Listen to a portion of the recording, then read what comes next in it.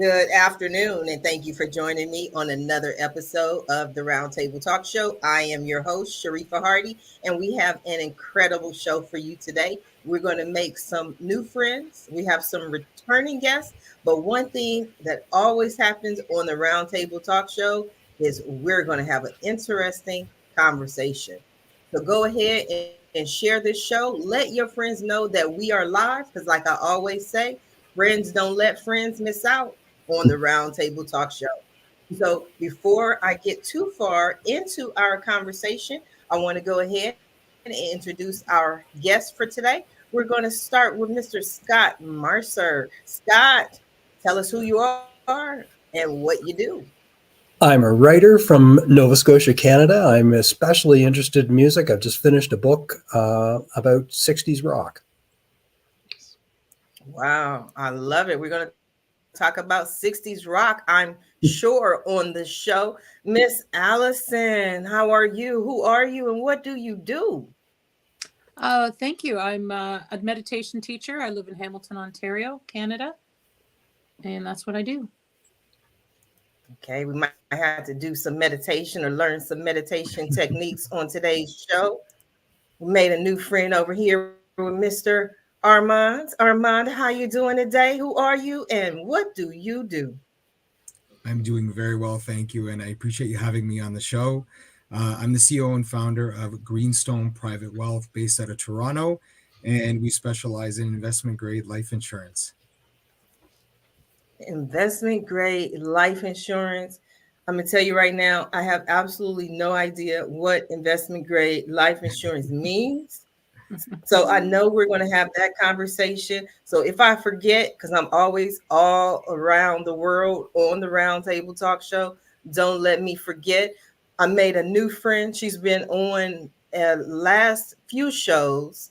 She's traveling around Mexico, born and raised in Canada. How are you, Miss Nikki? Welcome back. Hey, thank you for having me back. I'm doing excellent. And yes, I am traveling around Mexico on a motorcycle, filming it. I'm also an author and working on the subsequent 4 books of the Truth series. First book being Truth, My Synchronistic Journey, available on Amazon. I'm an indie filmmaker, an artist, and all-around gypsy and curiosity queen. Oh, I also, in my spare time, work with addiction recovery and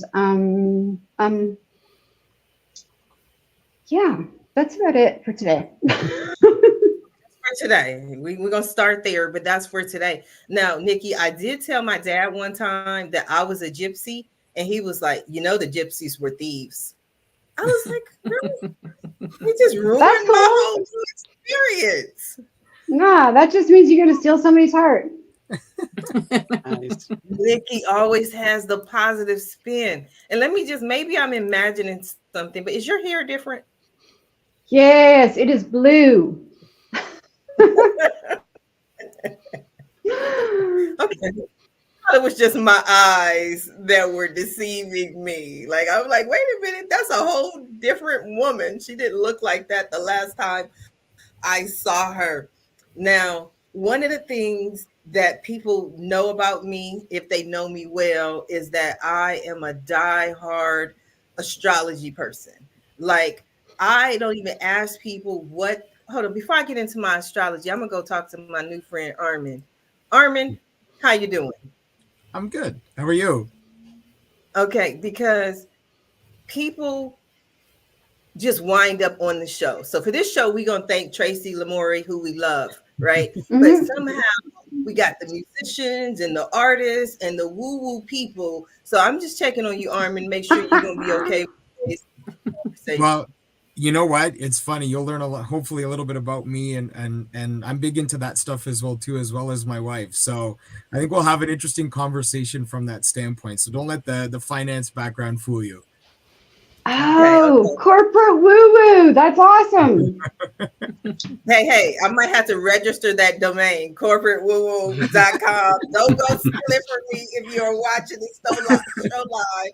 I just stole it from Nikki and Armand, but it's going to be mine.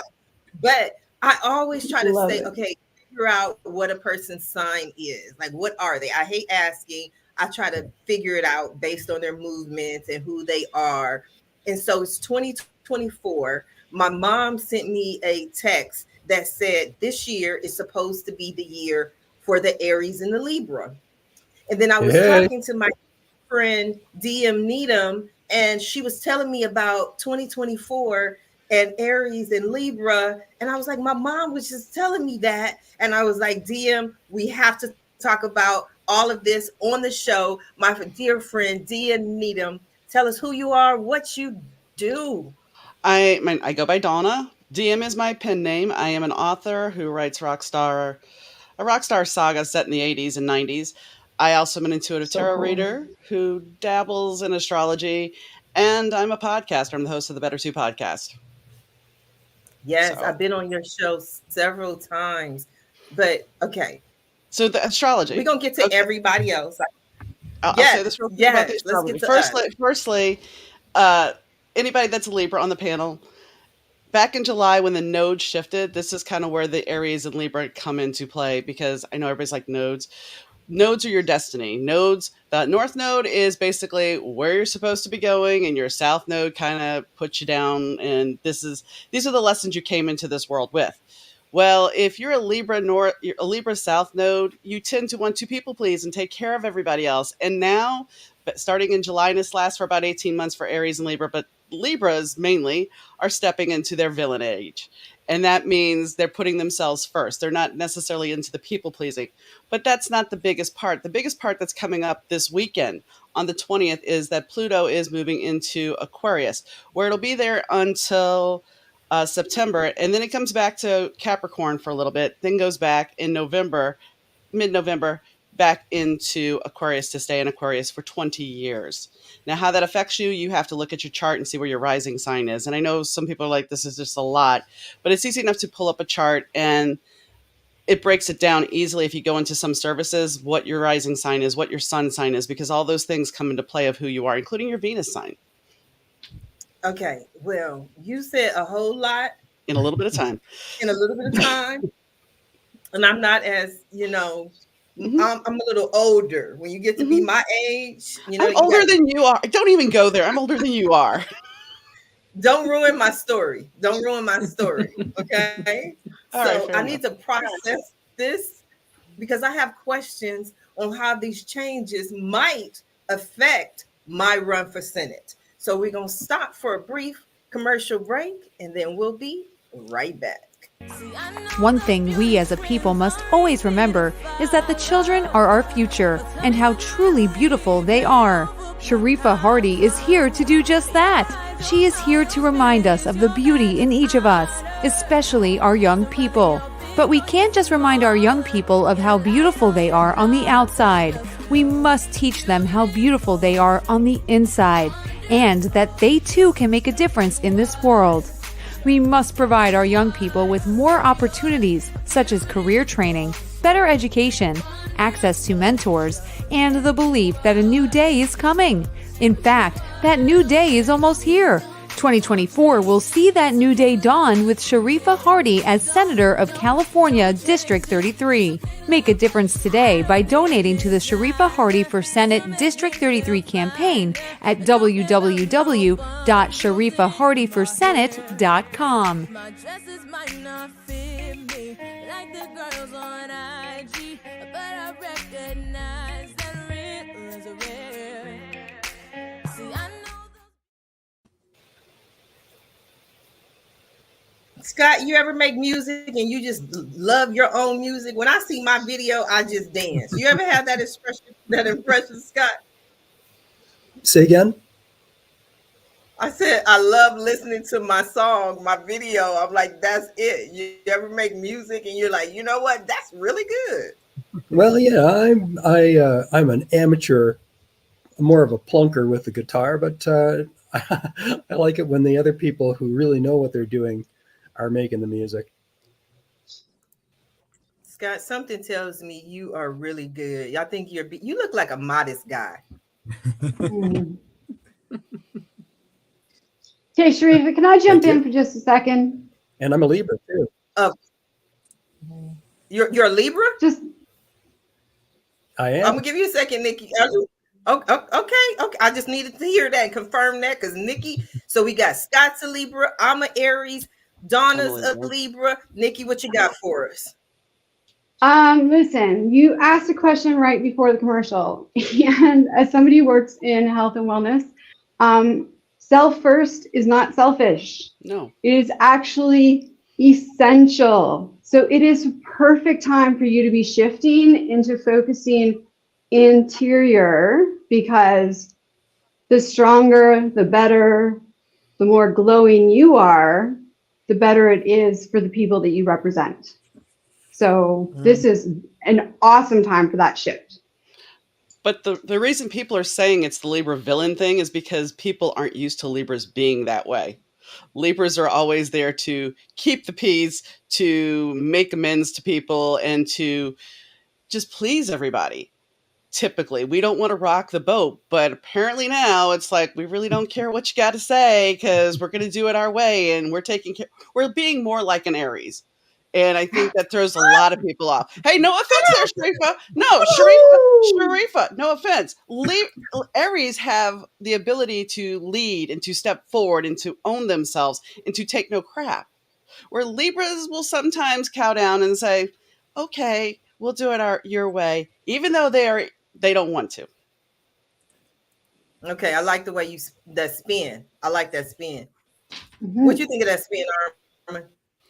I think it's pretty good. And I like what Nikki said too about, doing the self work. And it's funny, being an entrepreneur, I have 3 young kids as well too. Those lessons along the way, they really force you to kind of work from the inside out. And it's amazing when you tie that into, astrology and all of these different things and how they complement each other. It's quite fascinating. So I love hearing the different perspectives. I'm a Virgo, so I don't apply to these signs, but it's cool to hear the different perspectives and the different shifts that you guys are going through, which is pretty cool.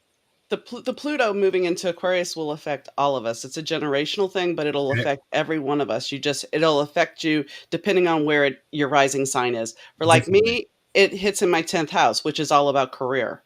Okay. And it hits my midheaven. So if you know a little bit about astrology, if you look at your chart, that's where the biggest push is going to be at in your chart, where it hits there. I definitely need to look into that. Allison, how you feeling over there? Good. Yeah. I'm Can a you Leo. explain So to me what Donna said? No. But Leo also is stepping into their own ability to stand up on their own. Leos and as well as Pisces. Not so much a hardcore villain, but they are standing up for more what they want. They're not, even though Leo, you always look at a Leo as larger than life, as somebody that is a leader. They're still sometimes they're soft-hearted. And now they're trying to look out and, as Nikki was talking about, take care of themselves better. And I think that's a lesson really everybody can do is take care of themselves. Yeah, why do we equate villainry with self-care? Because it's a great buzzword, and that's what all the astrology TikTokers want to say, because it makes them Libra like, you're just nasty now, and you're just going to not care about anybody. All right. That's not my take. I hate to disagree. I hate to disagree, but I think it's because you feel it. And the way this conversation started is I was going through it, and whenever I go through it, I call Donna. Like it's Sunday morning, in the middle of the morning, I'm like, Donna, I'm going off on everybody. People were breathing. I'm like, how dare you breathe? You know what I mean? And Donna's like, well, you're going to be the villain in everyone's story. So I'm like, oh, this is a great conversation because I was feeling it. I wasn't like, oh, I'm an Aries to let me feel it. I was just feeling this change of having to speak my truth. I think that's what it stemmed from for me. That's kind of the thing, though, with astrology is you also, we all look at our sun sign and say, okay, that's it. But it's not just our sun sign. Our emotional growth is attached to our moon sign. How we are viewed by the public is our rising sign. How we relate in relationships is our Venus, and how we communicate is Mercury. So just because you're an Aries doesn't mean you're going to act totally like an Aries. Most people don't see me as a Libra. They see me more as a Taurus because I'm dependable. But the truth is I'm a Libra. So it's astrology. And then you can get into the more nuanced things like Armand was talking about to see how things play out. There used to be an astrologer I followed that he would take the current history and the current astrology placements and put it back to where it used to be. He passed on now. But it was always fascinating that the astrology matched up with what was going on in the world in general. You So making I my need a you brain in hurt. my My life. brain hurt. I'm sorry. No, I'm sorry. no, Nikki, because then I'm gonna call Donna, and Donna's gonna say, I'm on the phone with Nikki. So No, I said a you. It doesn't have to be that specific you, just a you. I think we all need that We person in our life, right? Yeah, totally, absolutely.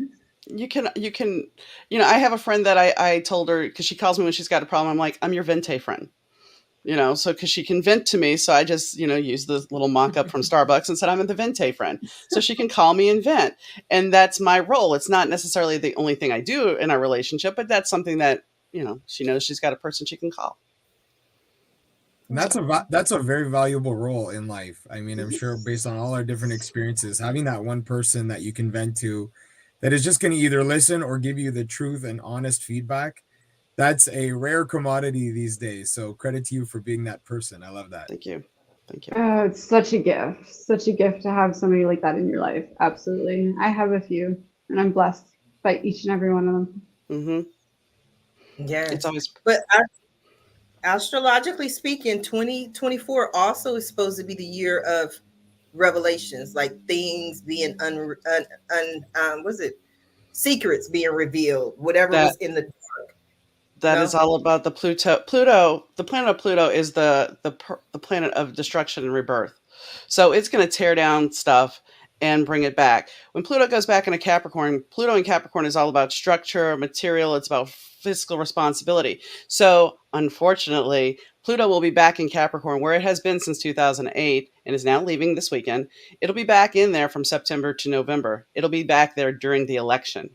So that will kind of play with the election.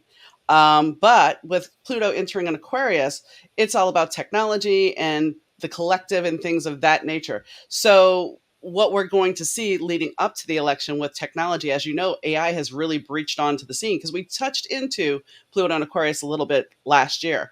So what we're going to see is the more deep fakes, more news that we can't necessarily disseminate, which is real because AI is going to be relevant. It's going to be making mass videos. People are going to make things, you have to investigate. That's what's going to happen. You're going to have to investigate to help the collective, to prove things and not just believe things. Learn discernment. Yes. So. Scott, what'd she say, Scott? Can you translate what Donna just said? No.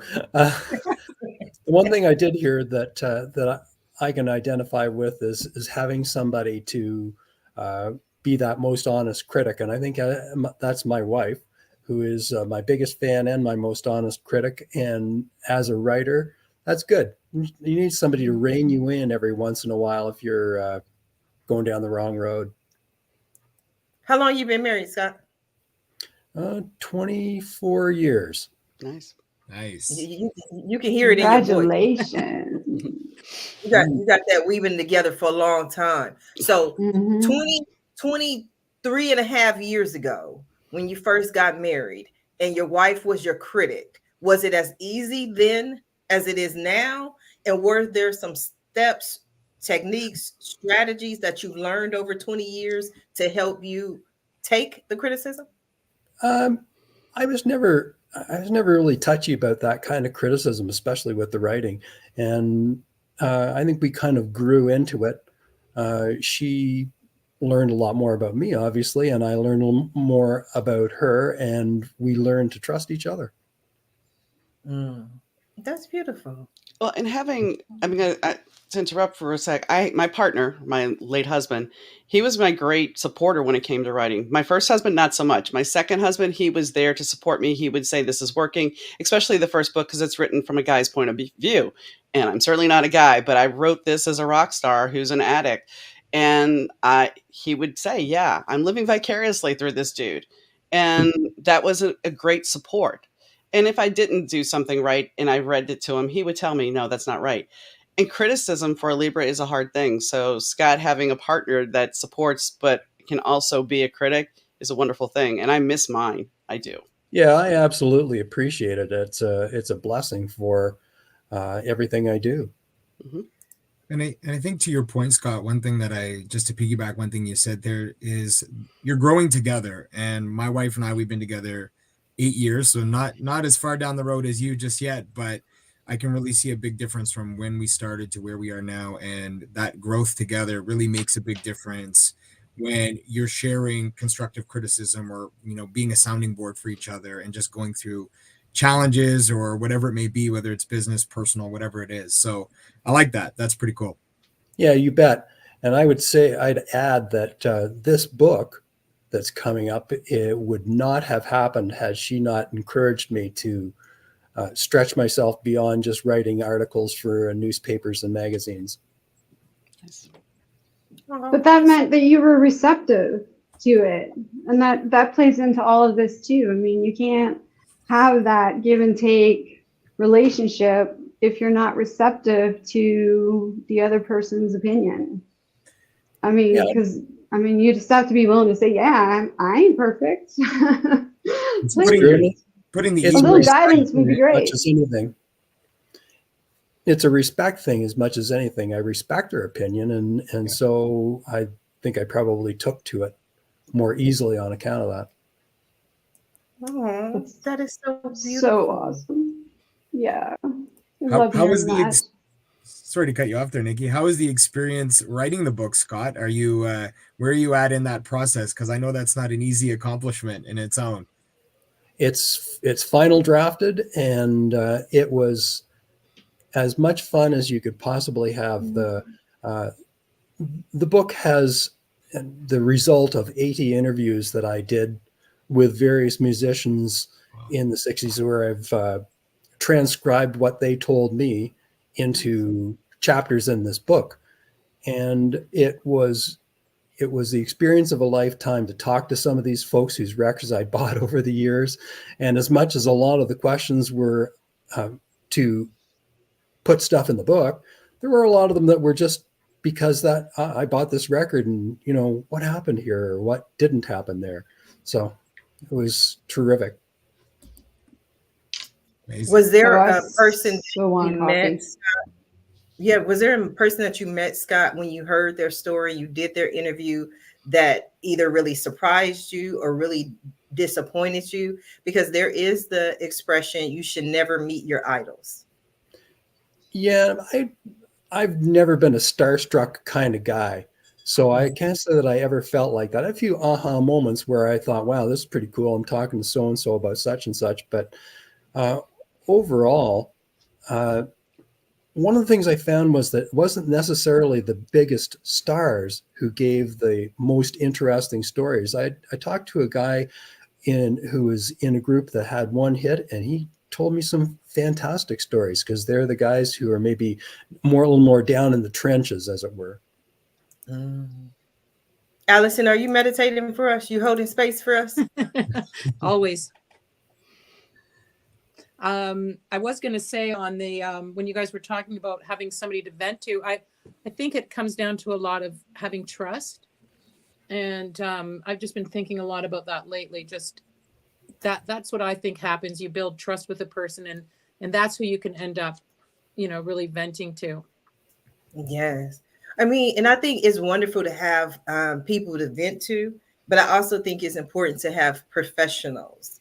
Like when I met Donna initially, it was in a professional aspect. She was on the show, but she had also did a reading for me. And I do a lot of things. I have different companies. I'm running for Senate. I meet a lot of people. And a lot of those people, many of those people tell me exactly what they think I want to hear. So it was years ago, and I had this reading, and I'm expecting all these wonderful, your life is going to be great. You're going to get all this money and yada, yada. And I get this reading from Donna, and Donna's like telling me all this stuff. And I'm like, who is this woman? She's absolutely wrong. She's incorrect. And she's telling me all this stuff. She don't know what she's talking about. And she kept bringing it back to this same point. And I think I brought it back up the other day. Sorry to interrupt, but he interrupted my stories. So months, a little while later, it could have been weeks or months after this reading, and all this stuff started happening that Donna had told me, and I had to call her. I'd be like, Donna, you were right. And you see how calm this Libra is. She was like, yeah, I know. But to be fair, I want to say something. To be fair, I don't always, my readings aren't always prognosticating. A lot of the times my readings are basically looking at somebody and going into their core about what is, it's kind of the psychology. I hate to say it, but a lot of the times it deals with, because when somebody sits down for me in front of me in a person reading, I can feel if they're like traumatized. I can feel if their heart is broken, and it's not really a nice feeling, but it kind of leads me along on where I need to go in the reading. Especially the cards are a tool. I can do everything intuitively, but the cards are a tool. And it's not always, people think that a reader, you're going to go to a reader and they're going to tell you about the future. But the truth is, it's not always about that. If something is more going on with you internally that you're not facing, it's kind of like I have to be a truth teller and tell you exactly this is what you need to be working on. I don't care if you want to go back to your ex. I don't care if you want to go with this guy. This is where you have to be. Donna, Yeah. I I got a find like question. I'm not. Oh, sorry. Okay. No, go ahead. I- Go We ahead. got questions. So since we got questions, everybody think about their questions, and we're going to stop for a brief commercial break. Are you a business owner, CEO, entrepreneur, artist, musician, celebrity, or influencer interested in more exposure for your business? Schedule your one-on-one interview with Sharifah Hardie today. We handle everything for you. We video interview you, we professionally produce your interview, and we distribute your interview. We do the work so you can focus on putting your best foot forward. If you have been looking for more ways to get your product or service in front of more people, this is the opportunity for you. Schedule your one-on-one interview with Sharifah Hardie today. I saw me in that little ad. Yes, and no, you're not getting paid for your appearance. No, I didn't think so. I know. I didn't ask. I didn't figure. Everybody I else didn't okay get up there? Yeah, I everybody didn't was get missing. paid. One day you will. Allison, you had something to say prior to the commercial break.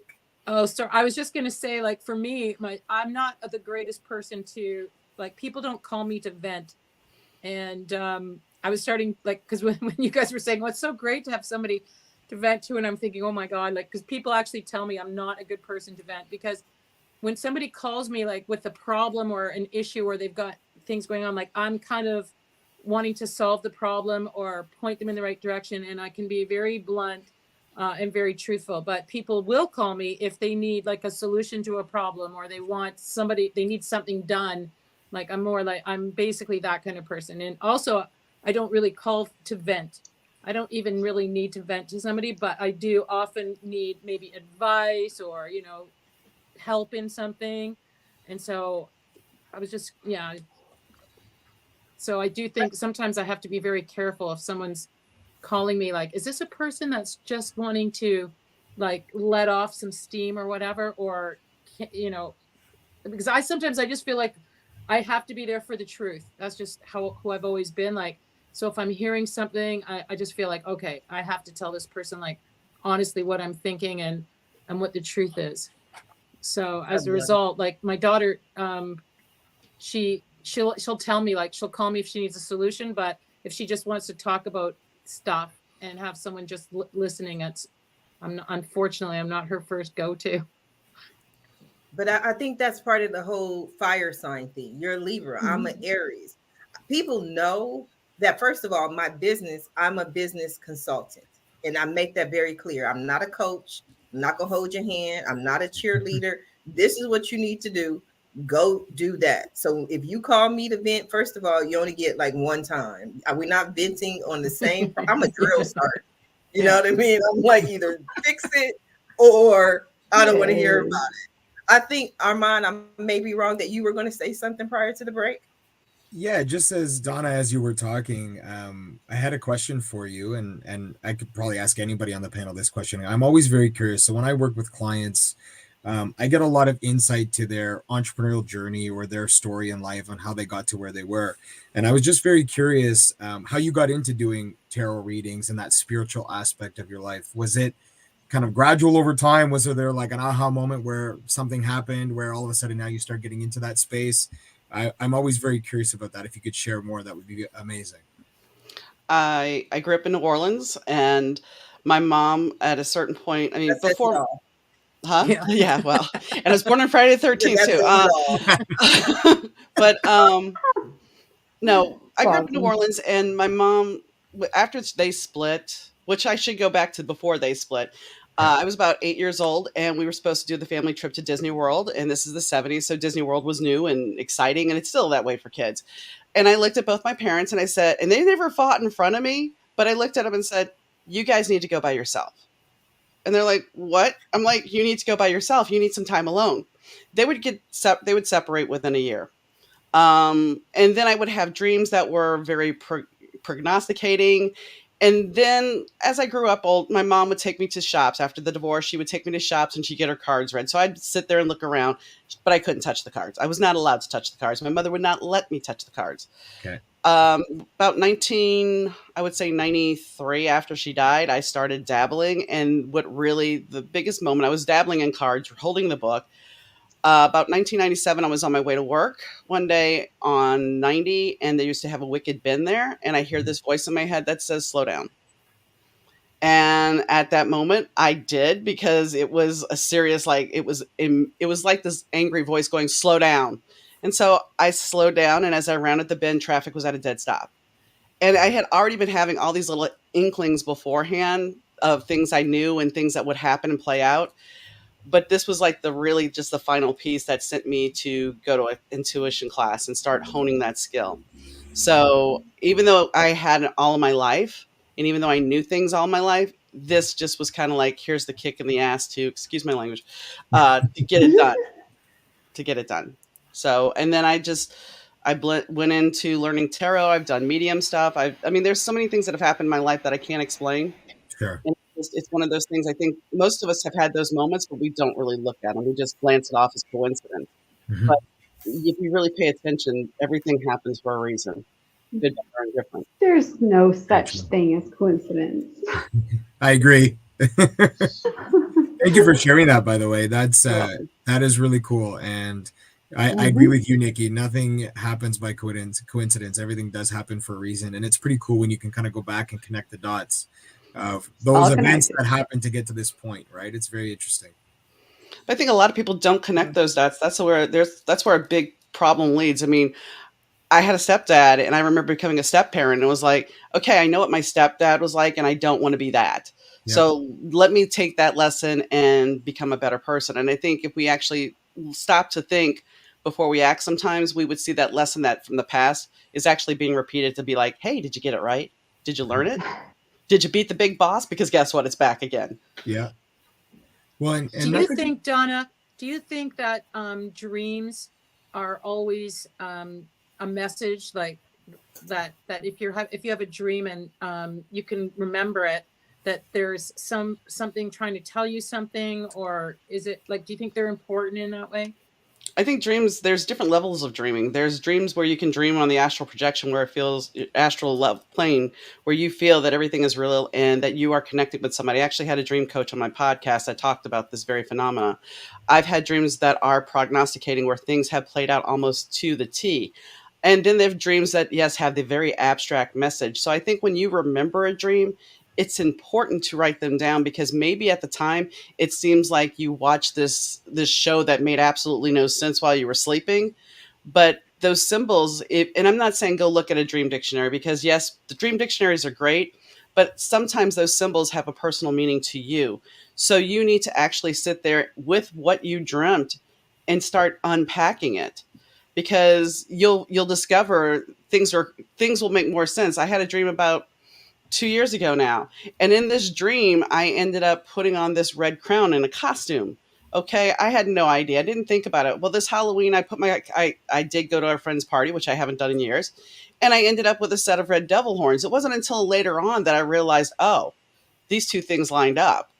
But there was other things in the dream that played out as well. So it's not just that. But this is what I'm saying. Sometimes it'll take years before something actually really resonates in a dream. I had like this recurring dream, and I had it for like 2 or 3 years, and I never dreamt, like, ever. And then the only time, once in a while, I would have a dream, and the dream was always like the same theme, like the people in it and the the place I was always different, but it was always basically the theme, like I couldn't get out of something.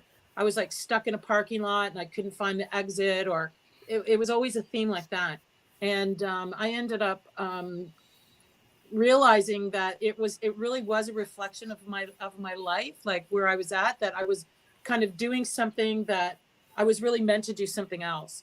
And because I had done what I was doing for most of my life, I think that's what it meant for me. And I did hire like a spiritual coach that I had for about 6 months. And after I worked through a whole lot of stuff with her and made a whole bunch of changes, like I don't have that dream anymore. And I always thought, wow, I feel like that was trying to tell me something, It's, yeah.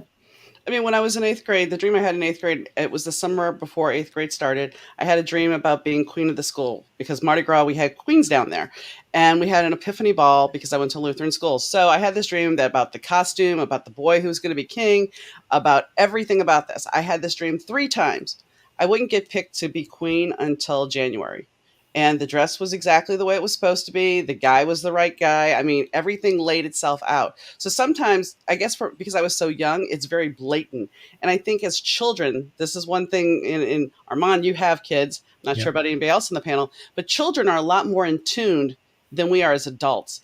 And what happens as we go to school and everything, we lose that intuition. We lose how to connect with that. So if you can foster that with meditation and getting them to, and listening to them when they say something so off the wall that makes absolutely no sense. Because I had a client whose daughter I read for, and she's about 7 or 8.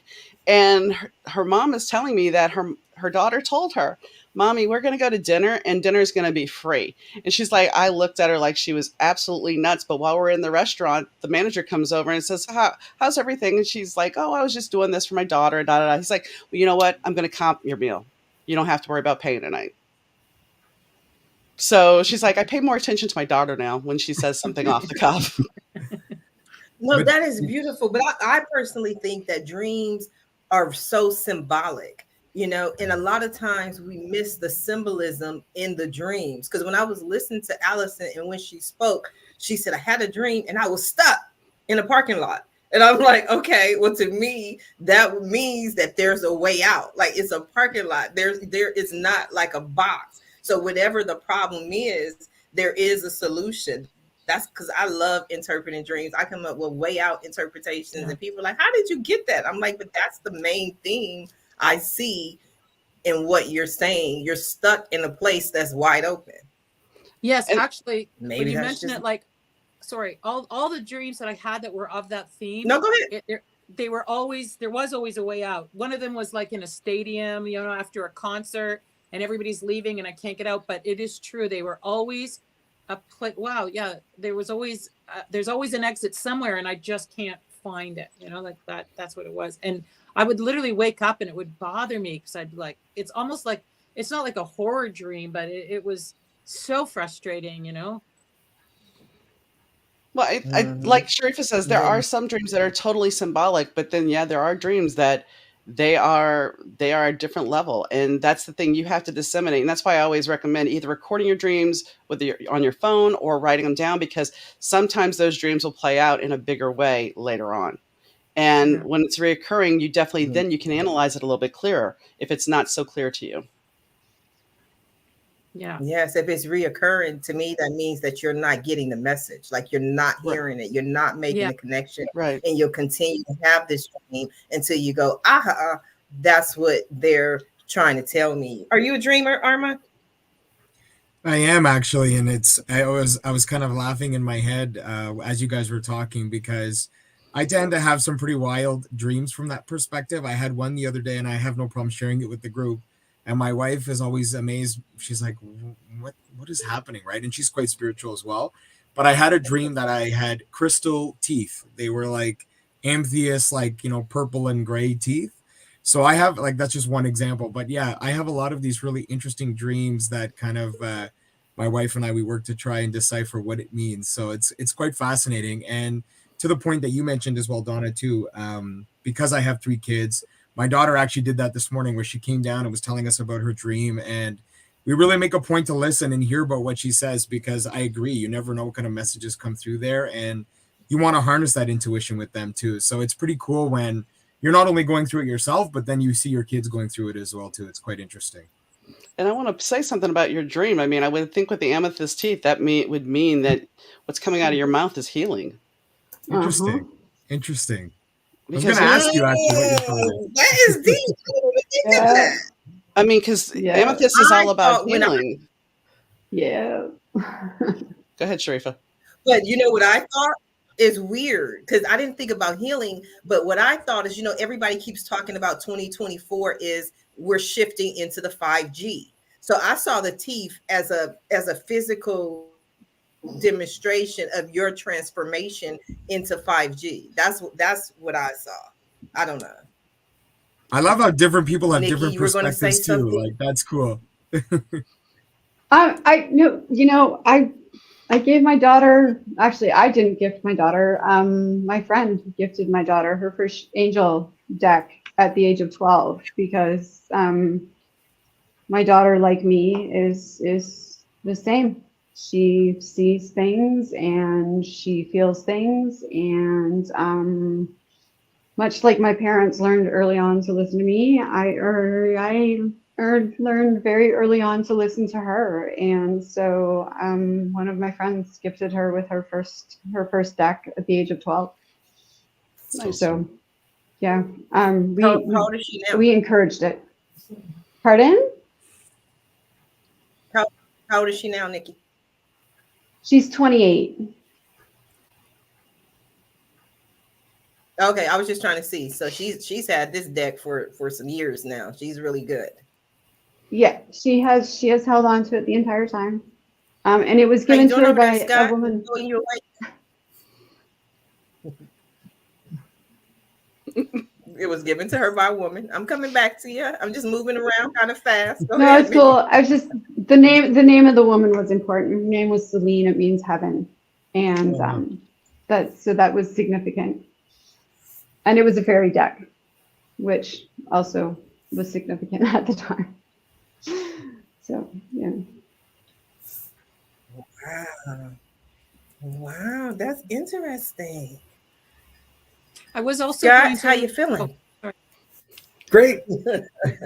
I'm the dreamer. It's okay, Scott. I'm the dreamer who never remembers his dreams. Every once in a while, but for the most part, they're either slipping away as I'm waking up, or it just never seems to happen. But I do have an interest. Do you have a in notepad by your bed? You gotta have a notepad by your bed so they don't slip away. Yeah, well, that's almost in that almost waking up stage. But we have a dream book here, and my wife will have dreams, and we'll talk about those. And on those occasions when I have them, yep, we talk about them, and I find it really interesting. That's wow. I love that. And everybody's having positive dreams. When I'm on social media, I see the videos where the wife dreams her husband is cheating on her. Those are the dreams I see on social media. It's like they're bad. I had a dream, and in my dream you were with this woman. He's like, babe, it was just a dream. I don't know. Dude, it's so funny you said that because I've been having nightmares for 3 weeks. Oh my goodness. And then you take it out on the other person, even though it's not real.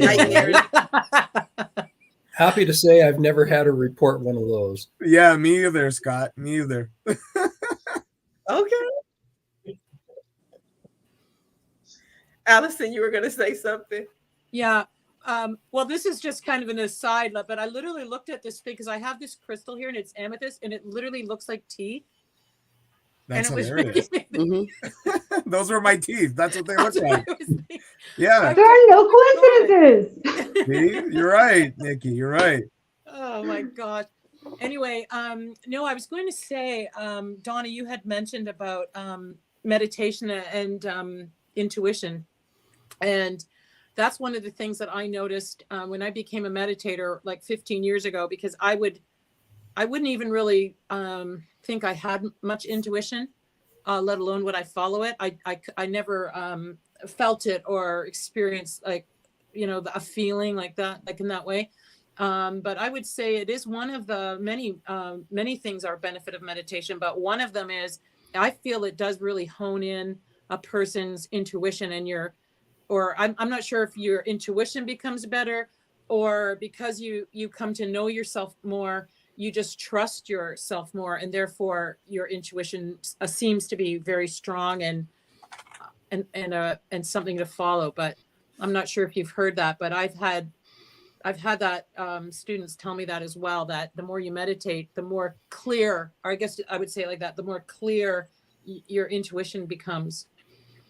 It does. And I mean, I've meditated and I've had weird visions where I've been in this very room that I'm sitting here, and I was getting ready for a podcast, and I went to open up my mic box and I took the mic out, and yet all of a sudden I'm somewhere else. Even though I am still in my room, I am somewhere else. I'm handing the mic box back to my sound guy, and there's a person behind me, and my sound guy's like, "Do you need this?" And the person behind me is like, "No, I have her taken care of." And just as quick as it was there, it was gone. So how do you explain that? Don't know. Yeah. But I had been meditating earlier that day. And I mean, this is what I was saying. There's crazy things like when my stepmother died. The week before, she's telling me how to because my husband was in the hospital. She's like, make sure you have life insurance. You better make sure you have life insurance. Fast forward, Katrina hits New Orleans. Before Katrina hits, they're evacuating. I don't even know Katrina's coming, which is really crazy, but I'm so focused on my husband being in the hospital. He gets out, we get home, I see Katrina coming, I call my dad. He's like, "Yeah, I got your grandmother, I got Cindy, we're all good. Don't worry about it." I'm like, "Okay, fine." In the middle of the night, I wake up and I say, "I can't breathe." And John's like, "What did you say?" I'm like, "I said, I can't breathe." No, I said, "I don't know what I said." And he's like, "Okay." And I got up and I went and played a video game, and I came back to bed about 3:30. 6 o'clock, my dad calls me to tell me my stepmother died. A year later, when he comes up here for the wedding, I said, "Well, what exactly happened?" He's like, "Well, we went to bed and she woke up and said, 'Donnie, I can't breathe.'" And she was in Tunica, Mississippi, and I was in Chicago. And I was just kind of like, okay, how do you explain that? I mean, I've talked to a neuroscientist who said that we're all connected, which makes total sense. I think that's how we get that intuitive hit when somebody's going to call us, or that knowing that somebody may be thinking about us. And I think I'm thinking about you. Oh, sorry, Go Sharifah, ahead, go ahead. Armand. Uh, Go ahead. I was I'm just just gonna say, talking. I was just gonna say to both of your points, I think the big part is, at least in my experience with intuition, is actually trusting and listening to that intuition, right? So many people are like, "Oh, like we talk about, oh, it's coincidence," or "Oh, whatever, it doesn't mean anything," right? Or you ignore it, or you don't even acknowledge it, right? And I know, being an entrepreneur and going through that whole self-development journey that I'm on, as we all are, the intuition plays a big part of that. And the more you can kind of hone in on that and realize the impact that it's having, you realize that it's real, right? And we have to really focus on that. So, and those are obviously great examples of that, for sure. I mean, there was a time a couple of years ago.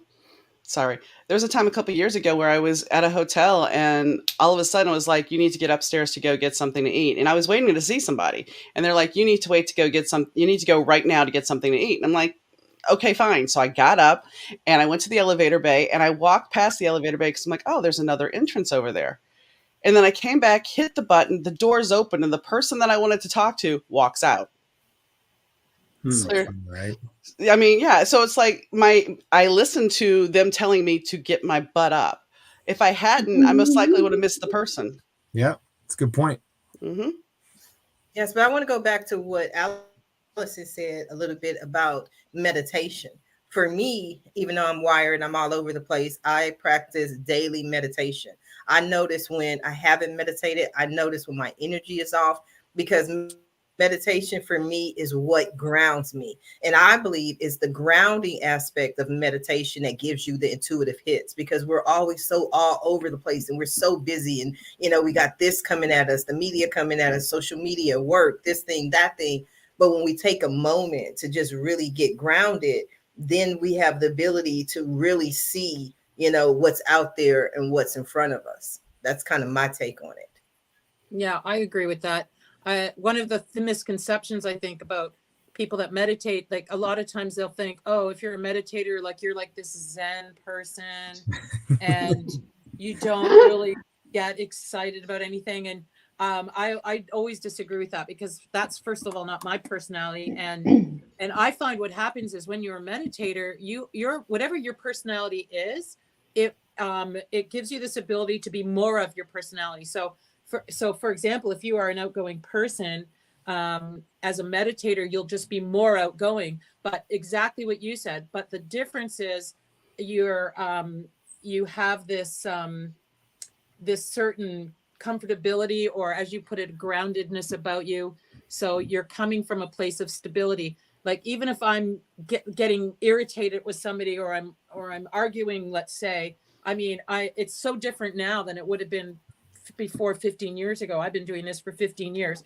So whereas before I would be sort of all in and not even really conscious of a lot of what I was saying and what I was doing. But as a meditator, I'm able to still be involved in all those things, but I'm quite aware of what I'm saying, and there is a certain level of, like, you're grounded while you're doing it. But just because you meditate, it doesn't turn you into, like, it doesn't change your personality, and nor should it. Like, I don't think I love talking to people that meditate, that are still, like, lively or funny, or Let me say it, Allison. People who like me will still let you know the truth. That's me. Because if you'd have saw me at 6, even my family is like, the old Sharifah would have handled that a lot different. So we should be happy the new Sharifah is here. Now, we are coming down to the last few minutes of the show. And what I love to do at the end of every show is just simply allow my guests the opportunity to speak directly to the audience, to everyone who was watching this show live, as well as everyone who was watching it in the archives, and let them know what you want them to take away from your appearance here today. And we are going to start with you, Scott. Please let them know, as well as where people can find more information about you. Well, I have a website called Absolutely Right One. That's right, like as in like that, and that'll give you a little bit of background on me. And this book that I have just finished, I haven't got a release date just yet, but it's good.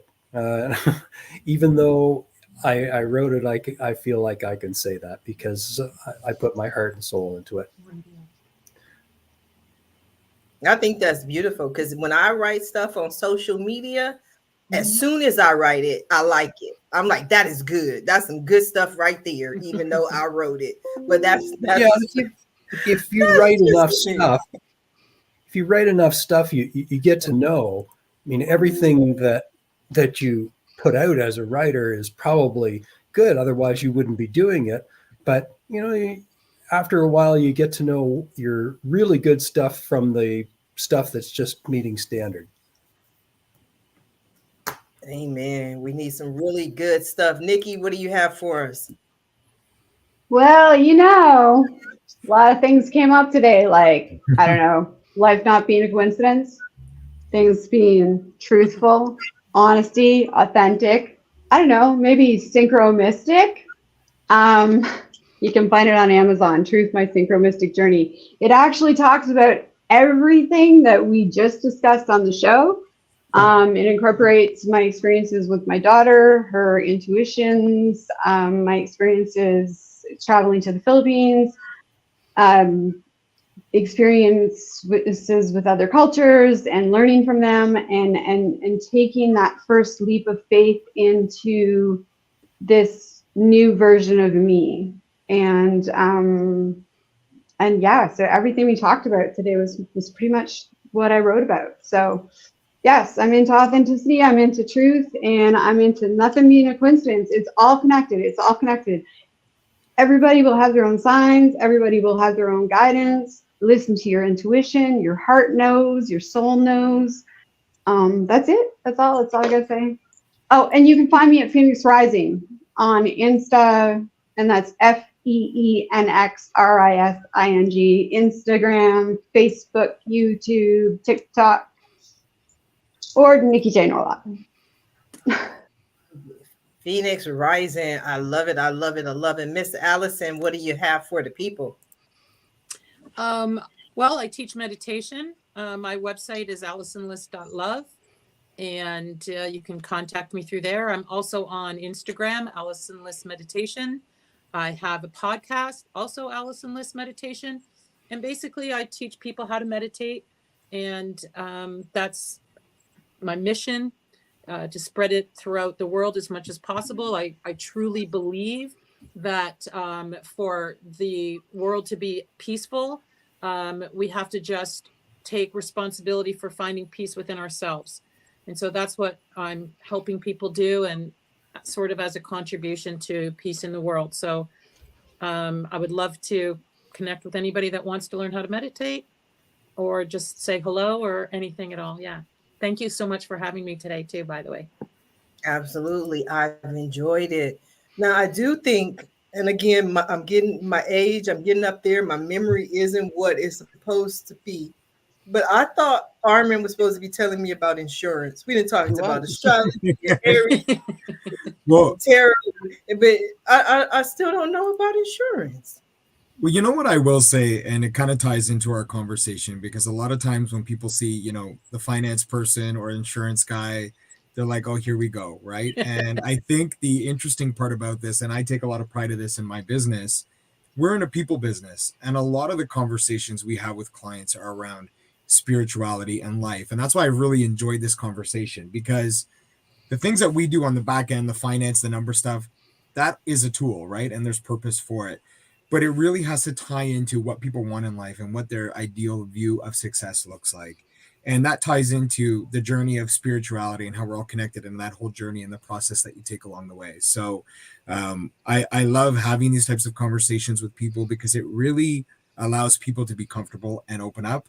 And you learn a lot about themselves rather than just spewing finance and insurance content at them. Now, of course, always happy to have those conversations. Again, I'm on my own spiritual journey. So again, happy to have conversations on both of those avenues. People can find me at greenstoneprivatewealth.com or on LinkedIn. Usually those are the two best ways. We got to go find you and find out what is going on. Now, Donna, go ahead and take us on out. You can find my stuff at dmneedham.com. It's dmneedom.com. There's links to the podcast, which is also, it has its own website, thebetter2podcast.com. I will be teaching classes at Synergy Collective in Rockford, Intuition and Tarot, starting in February, as well as some other different dealing with dreams and whatnot. And I will be doing readings out there. If you want a private reading, you can get one. You can book one at my website, which is dmneedham.com. And I do have some books in paperback. They're available on Amazon right now currently, but my 5 books are actually available on Amazon and also other sites via ebook.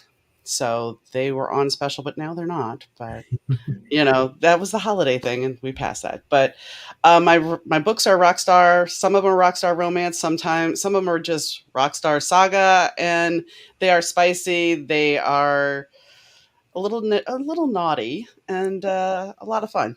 So check it out if you dare. Well, you are a lot of fun. You are all a lot of fun. This has been a wonderful episode of the Roundtable Talk Show.